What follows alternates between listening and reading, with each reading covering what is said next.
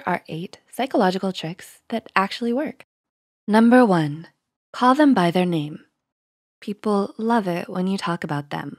Well, most of the time.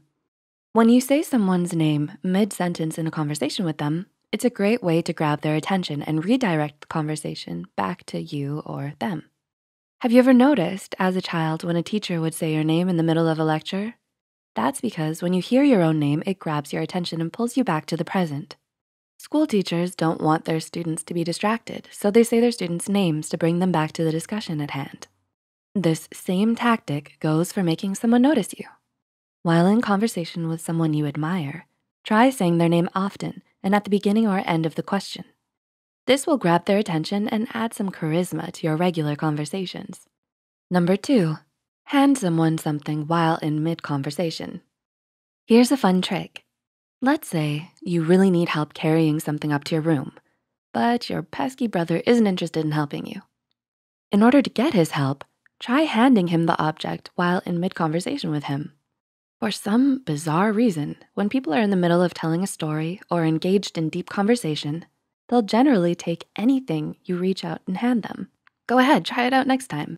Eating a banana? Randomly hand over your banana peel while you discuss with them the complexities of life and the stirring of the planets. They'll probably take it from you without any question. Number 3, practice the Pavlov theory by chewing gum during an exam. Believe it or not, bubblegum may just help you ace your next big exam. Oh, what? How on earth will chewing gum improve your test scores? If you really need to ace that next exam, you might wanna find a distinct flavor of gum and start chewing it during your study sessions.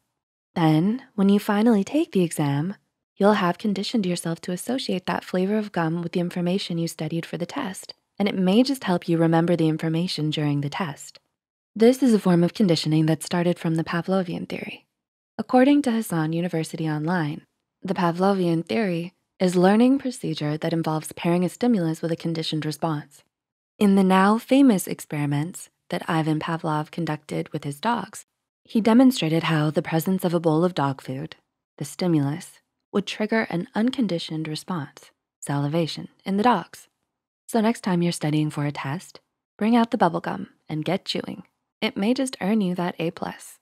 Number 4, try imagining you're where you wanna be in life. This is one psychological trick that can really help you if you use it correctly. Using a form of cognitive dissonance to benefit you. Try changing your mindset to the person you want to be. According to Medical News Today, cognitive dissonance is a theory in social psychology that refers to the mental conflict that occurs when a person's behaviors and beliefs do not align. But instead of experiencing that discomfort, try using cognitive dissonance to motivate change within you. If you can't get your behavior to align with your goals, try convincing your mind that you are already someone who is actively working on those goals. Let's say you have a habit of spending too much money and that you're a bit of a shopaholic. If you wanna move past this habit, try to tell yourself that you just aren't the type of person who likes shopping a lot and that it's not your thing. Changing your mindset could possibly change your actions if you really work at it. Or perhaps you're feeling a bit sad and always look at the negative in most situations. Although it is important not to suppress your emotions, try to imagine yourself as a person who always looks on the bright side, and you may be inclined to start seeing the good during your grumpy days. Try using cognitive dissonance to your advantage by imagining that you're where you want to be in life. Changing your mindset to the person you wanna be may set you on the path to actually becoming them.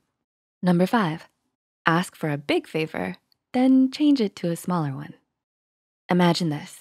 You really want that adorable chinchilla you've been eyeing in the pet shop window.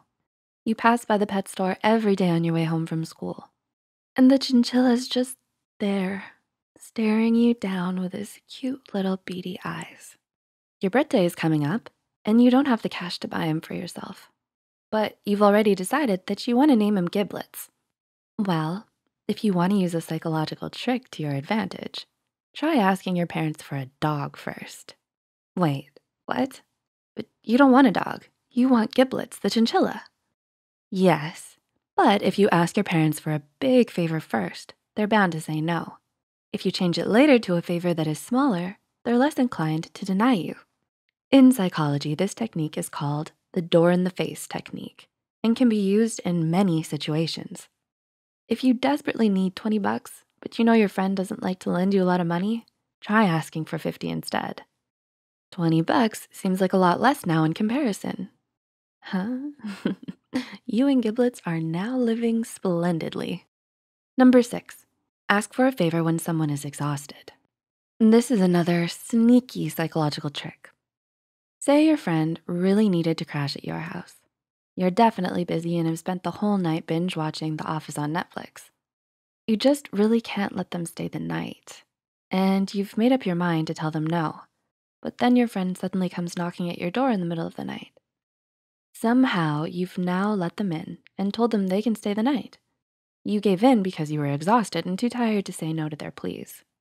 According to several studies, people are more likely to be influenced to do something they initially didn't want to do when they're tired. You were mentally exhausted as well as physically, and you really didn't want to be up that late arguing with your friend. You would have done anything to have the situation over with so you could get some rest. Number 7, mirror others to help you make friends.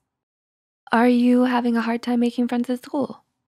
Without having to change anything about who you are, try mirroring the other person's movements and gestures, and they may just be more open to getting to know you.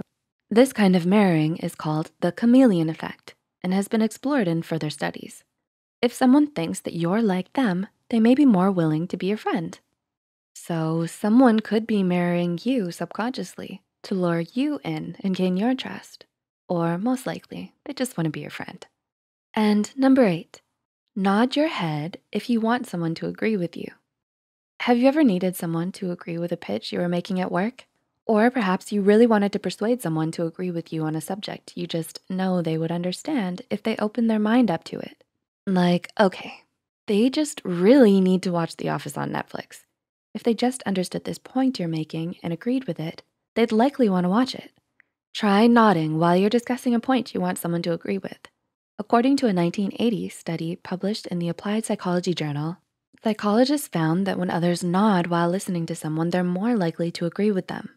You may even find yourself subconsciously nodding to someone's intense story because they are too. So, what did you think of these psychological tricks? Remember, like what Uncle Bed said, with great power comes great responsibility. So only use these for good.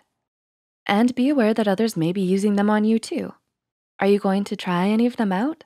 Let us know in the comments below. Please like and share this video if you found it interesting and want to share it with your friends.